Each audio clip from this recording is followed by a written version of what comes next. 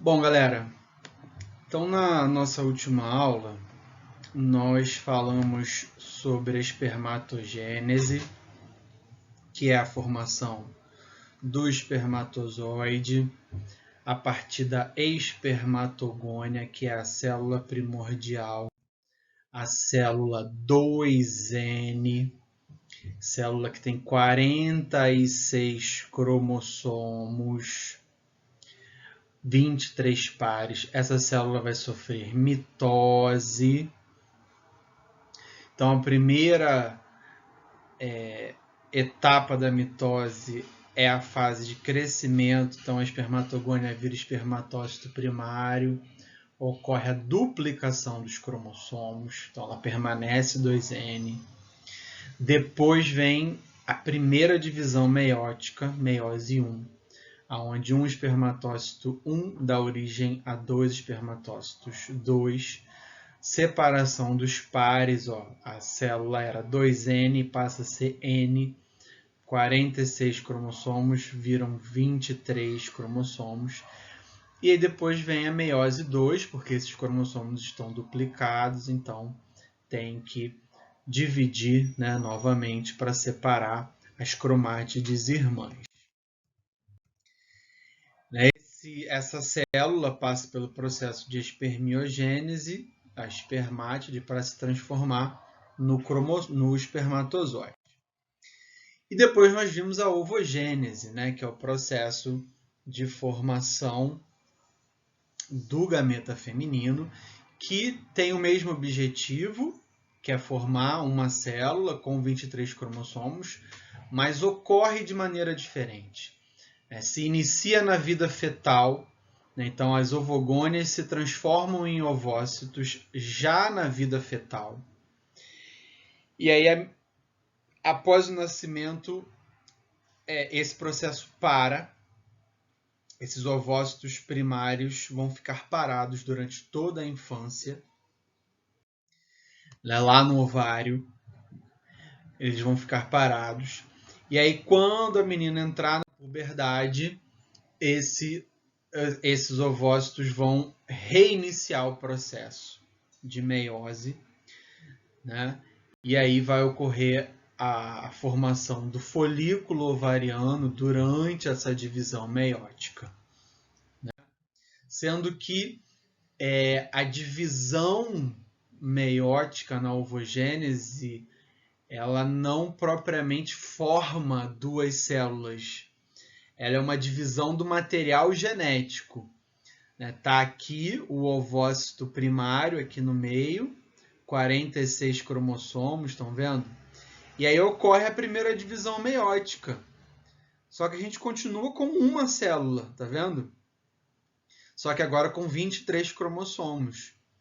Os outros 23 cromossomos, eles foram expelidos literalmente da célula numa vesícula, né, numa estrutura chamada de corpo polar.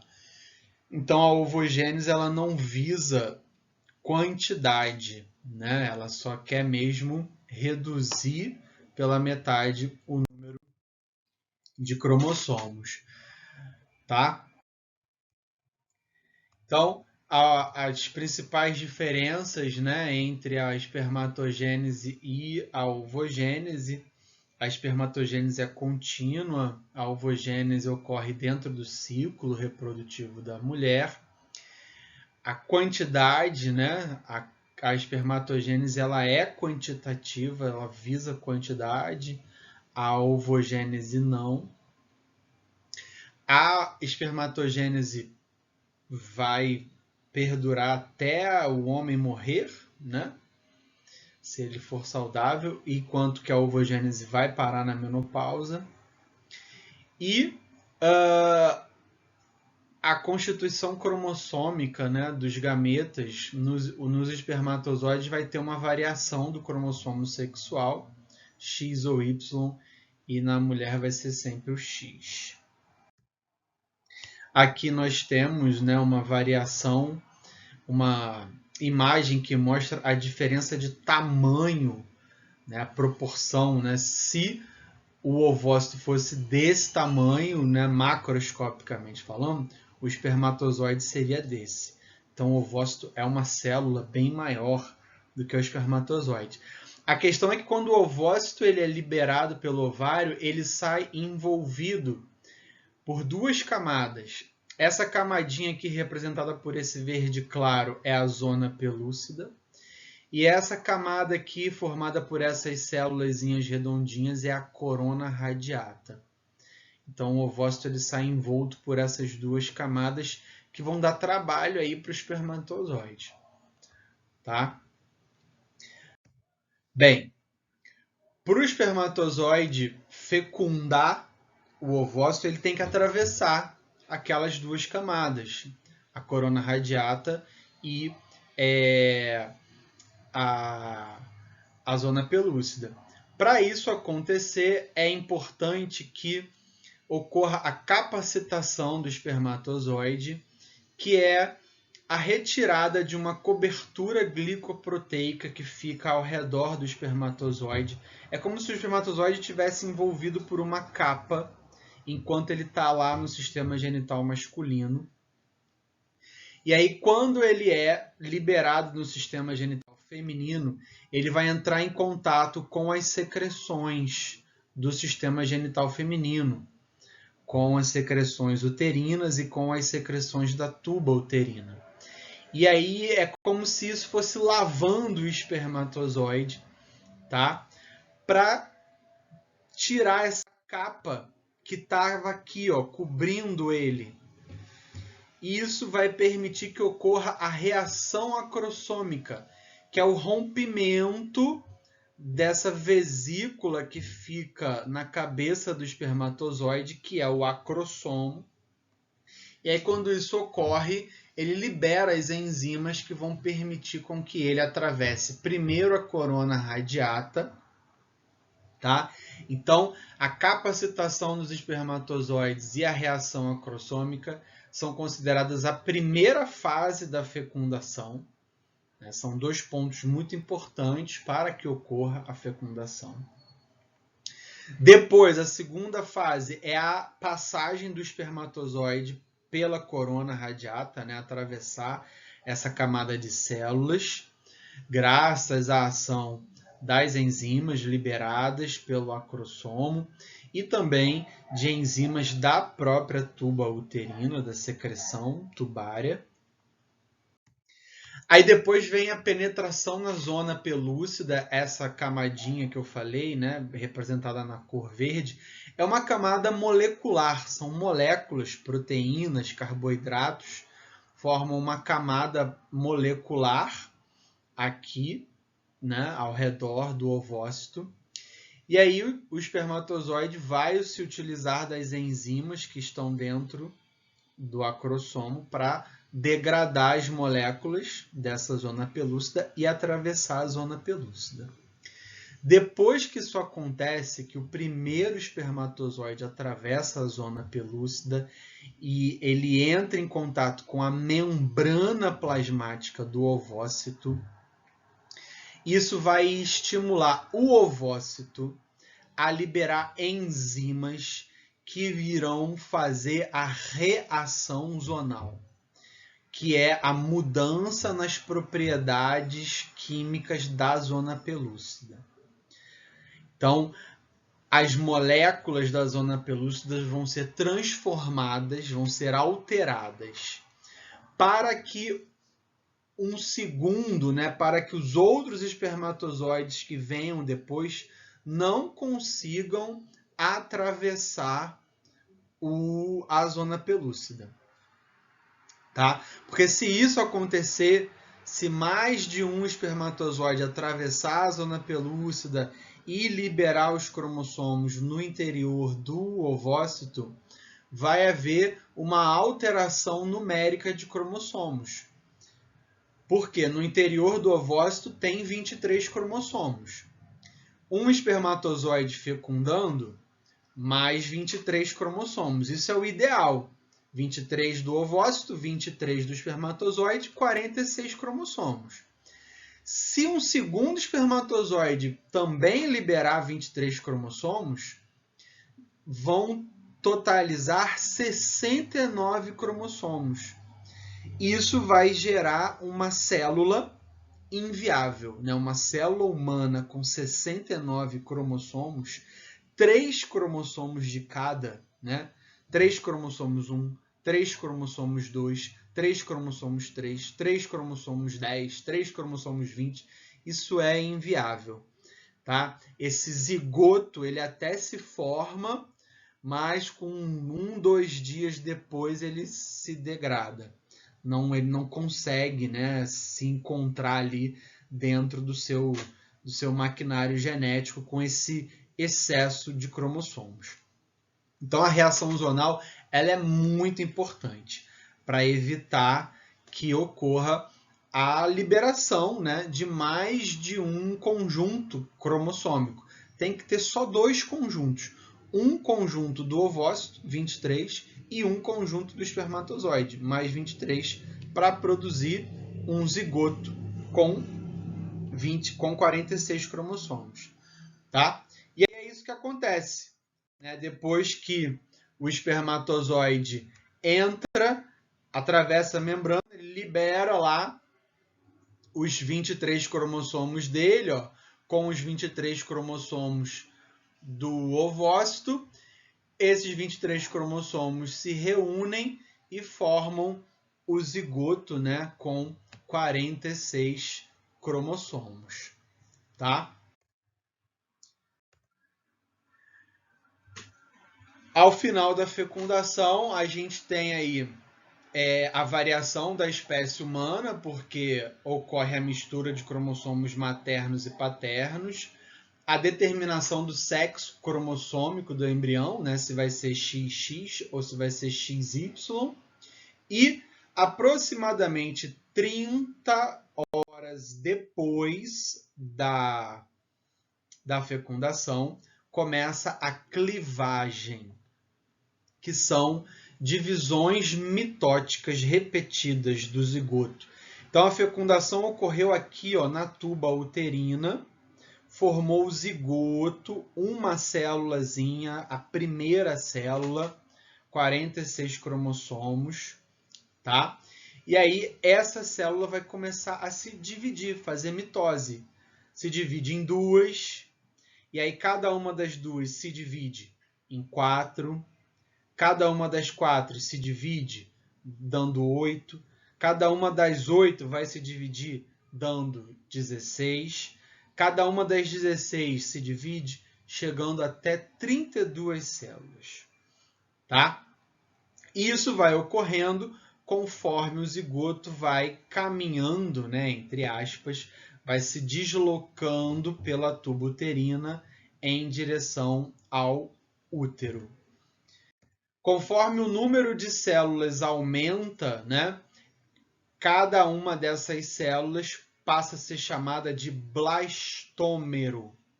Tá? A partir do momento que tem 2 células, 2 blastômeros, 4 blastômeros.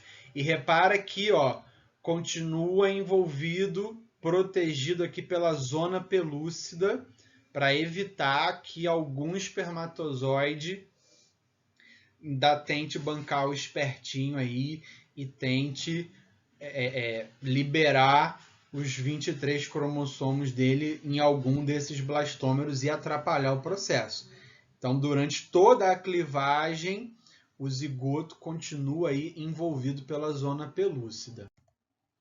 Tá? Quando atinge aí o estágio a partir de 12 blastômeros, o zigoto pode ser chamado de mórula, tá? Por causa do formato dele, esse formatozinho aqui, ó, que lembraria uma amora, tá? Segundo os pesquisadores aí, lembraria uma amora. Então aqui a gente tem 32 blastômeros, tá? Então nesse estágio de mórula, o embrião, o zigoto, melhor dizendo, chega no útero, tá? E até então, todas essas células, elas são idênticas. Morfologicamente falando, elas são idênticas. Tá? E quando elas chegam no útero, nesse estágio, ocorre o primeiro evento de diferenciação celular, aonde vão surgir duas populações distintas de células, e é quando a mórula ela vai se transformar em blastocisto, tá? Durante esse processo, a zona pelúcida vai se degradar, tá? E vão se formar, então, uma população externa de células chamadas de trofoblasto, uma população interna de células chamada de embrioblasto, que vai se concentrar em um dos polos do embrião, deixando uma área vazia no interior do embrião, que é a cavidade blastocística ou a cavidade embrioblástica. Agora já é um embrião, tá? Já podemos dizer que é um embrião. Essa massa interna aqui, o embrioblasto, tá? É dela que vão se originar os primeiros tecidos embrionários, que depois darão origem ao embrião, ao corpo do embrião, tá? Então, com 6 dias após a fecundação, o blastocisto ele vai aderir ao endométrio, que é a camada interna da parede uterina, e vai iniciar, então, a implantação do blastocisto no endométrio, ou seja, a entrada do blastocisto no endométrio. Surge a terceira população de células, chamada de sincício trofoblasto, a partir de uma diferenciação aqui do trofoblasto. São essas células aqui, ó, que estão literalmente invadindo o endométrio. Então, o sincício ele é erosivo, ele invade o endométrio e as células dele vão deslocando as células endometriais para o blastocisto poder entrar na parede do útero. E uma outra função do sincício é a produção do HCG, o hormônio gonadotrófico coriônico. É esse hormônio que é detectado no beta-HCG, o exame feito para se detectar a gravidez, né? Quando o blastocisto se forma antes da hora ou se forma na hora certa, mas não chega no útero, né, ainda está na tuba, ele pode se implantar na tuba. É o que a gente chama de implantação extrauterina, e se for na tuba especificamente, é a gravidez ectópica tubária. Essa gestação não tem como ser levada adiante, né? Se ela não for detectada, esse embrião vai crescer aí por até mais ou menos 8 semanas, até que vai romper a tuba, o embrião vai morrer e a mulher também vai correr risco de morte, porque com o rompimento, né, com a ruptura da tuba, vai haver hemorragia, né, severa. Tá? Então é bem grave. Bom, existem alguns métodos de inibição da implantação, tá? Que o método mais usado é a pílula do dia seguinte, tá? Então repare, é uma inibição da implantação, a pílula do dia seguinte. Ela não é um método contraceptivo, ela não impede, ela não inibe a concepção, a formação do zigoto, a formação do embrião. Ela permite a formação do embrião, mas como ela contém uma quantidade muito grande de hormônio, ela vai provocar um desequilíbrio hormonal no corpo da mulher, né, fazendo com que o endométrio acabe se descamando, né, e com isso, caso tenha formado um embrião de uma relação sexual feita, né, sem proteção, esse embrião vai ser eliminado, tá?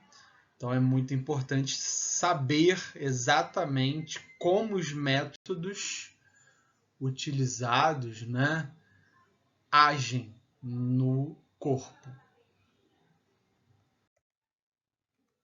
Como eu disse, o HCG é a gonadotrofina coriônica humana, né, ou o hormônio coriônico gonadotrófico.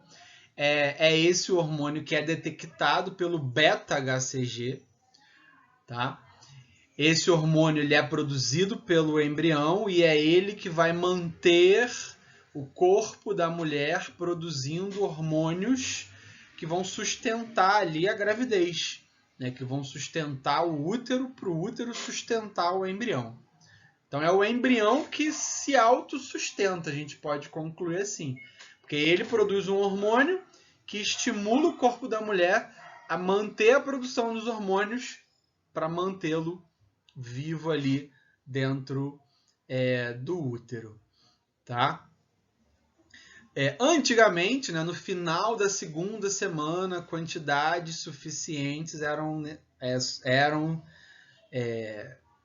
só no final da segunda semana que se tinha quantidades, né, para dar positivo, mas os testes de hoje em dia são bem mais sensíveis, né? Tem teste aí de farmácia de urina que às vezes dá já com no iniciozinho da primeira semana ali, quando já tem ali um pouquinho de sincício trofoblasto.